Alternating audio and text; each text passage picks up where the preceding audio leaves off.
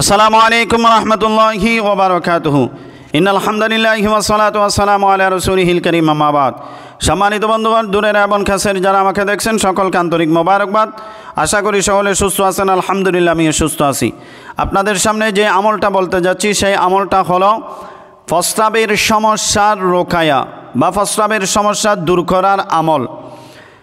কালবি রহমতুল্লাহ তাআলাহি বলেন, তিনি একটি ঘটনা বর্ণনা করেন। আফসান শহর থেকে এক ব্যক্তি তার কাছে আসলেন। তিনি বললেন, আমার অত্যন্ত জটিল প্রস্রাবের সমস্যা ছিল।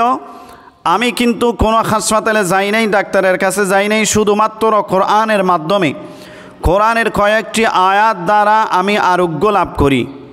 আয়াতগুলো লিখে কাগজের মধ্যে লিখে পানিতে ভিজিয়ে পানিগুলো পান করার মাধ্যমে তিনি আরোগ্য লাভ করেন। আয়াতগুলো হলো বিসমিল্লাহির রহমানির রহিম, ওয়াবুসাতিল জিবালু বাসসা ফাকানাত হাবাআম মুনবাসসা ওয়া হুমিলাতিল আরদু ওয়াল জিবালু ফাদুক্কাতা দাক্কাতান ওয়াহিদা। এই আয়াতগুলো কাগজের মধ্যে লিখে পানিতে ভিজিয়ে পানিগুলো পান করার মাধ্যমে তিনি তার যত ধরনের সমস্যা ছিল প্রস্রাবের সমস্ত সমস্যা থেকে তিনি আরোগ্য লাভ করেন। তাহলে যাদের সমস্যা প্রস্রাবের সমস্যা হয় অথবা পাত্রের সমস্যা হয়, এই আমলটা আমরা করতে পারি। ইনশাআল্লাহ আশা করা যায় এই আমলের মাধ্যমে আমরা আরোগ্য লাভ করতে